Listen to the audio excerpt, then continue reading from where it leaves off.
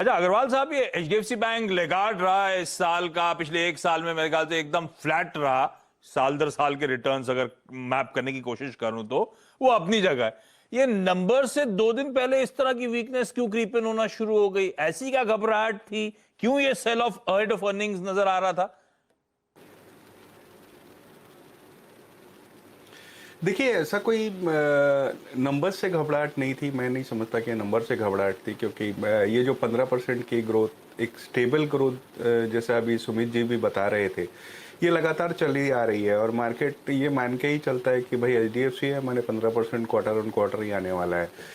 कोई सरप्राइज किसी भी साइड में आता है तो वो जुदा बात होगी। ये जो माने बिक्री देखी गई, वो इस वजह कर देखी गई कि पूरे बैंक निफ्टी में अगर आप देखें तो खासी अंडर परफॉर्मेंस रही है पिछले कई सेशन से कह लीजिए, या पिछले कई एफएनओ सेटलमेंट से कह लीजिए। मैं समझता हूँ बैंक निफ्टी में प्रेशर रहा, जिस कारण से खाली एचडीएफसी बैंक ही नहीं बल्कि दूसरे बैंक्स ने भी खासा अंडर परफॉर्म किया है। हालांकि एचडीएफसी बैंक तो पूरा ही लगाड़ रहा, लेकिन मैं समझता हूँ कि अगर फंडामेंटली किसी को साल 1.5 साल का नजरिया हो तो इससे बेहतर कोई स्टॉक हो नहीं सकता है प्राइवेट सेक्टर बैंकिंग स्पेस में।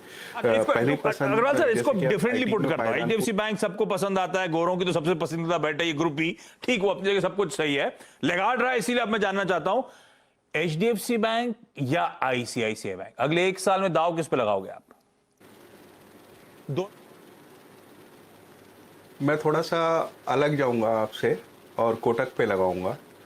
अगर पहली पसंद की बात की जाए तो मैं समझता हूँ कोटक बेहतर बैठता है। सेकंड चॉइस में आईसीआईसीआई बैंक ही रखूंगा, क्योंकि जिस तरीके की ग्रोथ वो दिखा रहे हैं वो इससे बेहतर पड़ रही है। ठीक है, ये तो रही एचडीएफसी बैंक की तैयारी। 10 रुपए नीचे स्टॉप लॉस लगा के आप चाहें तो तेजी कर सकते हैं। एचडीएफसी बैंक के नंबर से पहले एचडीएफसी बैंक थोड़ी सी स्ट्रेंथ दिखाता हो, और कई सारे बाकी भी, जैसे कि कोटक महिंद्रा बैंक जो फंडामेंटली सबसे प्रिफर्ड नजर आता है अगले एक साल के टाइम होराइजन से अग्रवाल साहब को, वो भी इस समय अच्छी मजबूती आधे % की उछाल के साथ कामकाज करता हुआ नजर आएगा। तो ये तो रहे एक नंबर एचडीएफसी बैंक। अच्छा, सुमित बने हुए हैं तो दूसरे नंबर पर बातचीत कर ली जाए। अच्छा, पहले आपको जरा क्विकली बता दूं हम लोग क्यों चर्चा कर रहे हैं। एचडीएफसी बैंक के नंबर्स कल आने हैं, कल साथ साथ एक और सैटरडे को नंबर्स आने थे, मेरे दिमाग से उतरा है।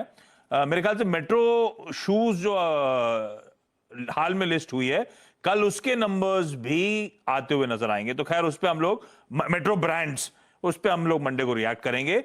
मंडे को जो नंबर्स आने उसमें UltraTech, Sonata software, Tata steel, long, Tatvachintan pharma, इन सब के नंबर्स आने हैं।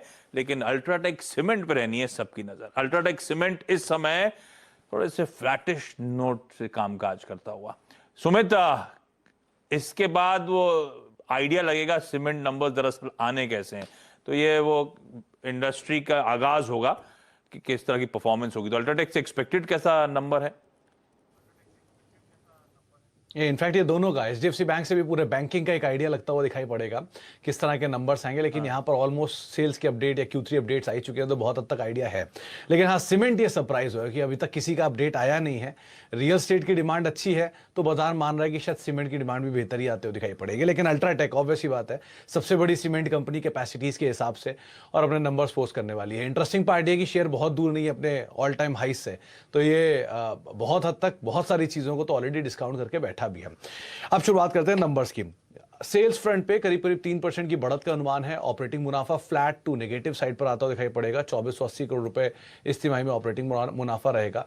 और मुनाफे फ्रंट पर भी जो एक अनुमान है वो करीब करीब 20 से 25% के आसपास की गिरावट वहां पर भी देखने को मिल सकती है। 2-3 चीजें बहुत ही मिली जुली होंगी। पहला, कंपनी के YOY बेसिस पे वॉल्यूम्स के जो नंबर होंगे वहां पर एक डिक्लाइन का अनुमान लगाया जा रहा है। करीब करीब 4 से लेकर 6% YOY बेसिस पे वॉल्यूम टूट सकते हैं, लेकिन सीक्वेंशियल बेसिस पे यही वॉल्यूम बढ़ेंगे 5 से लेकर 6%। YOY वॉल्यूम में गिरावट, सीक्वेंशियली वॉल्यूम में बढ़त। YOY बेसिस पे रियलाइजेशन बढ़ेगा, लेकिन सीक्वेंशियल बेसिस पे रियलाइजेशन टूटेगा। तो मोर और लेस इन दोनों का इंपैक्ट ऑलमोस्ट सिमिलर सही आपको दिखाई पड़ेगा, YOY बेसिस पर भी और सीक्वेंशियल बेसिस पर भी। इसीलिए रियलाइजेशन आपको सीक्वेंशियली टूटते हुए दिखेंगे, YOY बेसिस पे बढ़ते हुए दिखेंगे। क्योंकि जो प्राइस हाइक किया है सीमेंट कंपनियों ने वो इस क्वार्टर के नंबर्स के अंदर नहीं है, उसके बिल्कुल आखिरी में किया था, तो इंपैक्ट शायद अब आता हुआ दिखाई पड़े। तो 2-3 चीजें, ये मॉनसून के बाद के नंबर्स हैं, डिमांड थोड़ी सबड्यूड रहती है उस समय पर, लेकिन उसके बाद धीरे धीरे पिकअप होता है। तो कंपनी क्या नंबर देती है सीक्वेंशियली वो तो इंपॉर्टेंट है ही, लेकिन उससे ज्यादा इंपॉर्टेंट होंगी कंपनी कमेंट्री क्या देती है अगले क्वार्टर को लेकर, वो एक चीज है जो कि बहुत क्रूशियल रहेगी। लेकिन हाँ, कहीं भी इनपुट कॉस्ट का इंपैक्ट पास ऑन कर दिया या मिटिगेट हो गया, इंटरेस्ट कॉस्ट कम होने की वजह से मुनाफा बढ़ गया, या उतना खराब नंबर नहीं देखने को मिला सीक्वेंशियल बेसिस पर वॉल्यूम और रियलाइजेशन फ्रंट पर, ऐसा कुछ भी सरप्राइज आ गया तो स्टॉक अलग से रिएक्शन दे सकता है। लेकिन यहीं से ही अब तमाम शेयरों की बैंडविड्थ बनेगी। तो जितनी टॉप 5 सीमेंट कंपनीज हैं, आप चाहें बिरला कॉर्प देख लें, जेके देख लें, एसीसी अंबुजा देख लें, श्री सीमेंट देख लें और अल्ट्राटेक देख लें, इन सब पे आपको उसी के हिसाब से नजर रखनी होगी जैसे नंबर ये पोस्ट करेगा। ठीक है, तो इसकी कमेंट्री, आगे का आउटलुक बड़ा इंपॉर्टेंट होगा, ना सिर्फ स्टॉक के लिहाज से बल्कि इस इंडस्ट्री के आगे की चाल के लिहाज से। और खैर, अच्छा मानस, आप जब तक अल्ट्राटेक का चार्ट चेक रेडी रखिएगा, ये स्टॉक ने 82 8300 के हाईज देखे थे, वहां से अब ऑफ हाईज 7600 के जोन्स के आसपास शायद आज कामकाज करता हुआ नजर आएगा। अच्छा, ना सिर्फ रिजल्ट्स, धीरे धीरे हम लोग बजट की तरफ अप्रोच कर रहे हैं और इस बार सब लार्जली मान रहे हैं कि केपेक्स को एक बड़ा पुश, एक बूस्टर देने की तैयारी हो रही है। तो फिर सीमेंट में धीरे धीरे सुखबाट उसको लेकर भी आएगी। ऐसे में मानस, चार्ट देखा? देखिए, चार्ट पे बहुत क्लियर ट्रेंड नहीं दिखता है। जहां पर और जितने सीमेंट काउंटर्स है वहां पर आपको काफी बाइंग इंटरेस्ट देखने को मिल रहा है, लेकिन अल्ट्राटेक में वैसा मूव अभी तक देखने को नहीं मिला। मेरे हिसाब से एक बैंड है 7800 और 7400 का, इसी बैंड में स्टॉक ट्रेड कर रहा है और आइदर साइड ब्रेकआउट पे ही यहां पर एक्शन लेना चाहिए।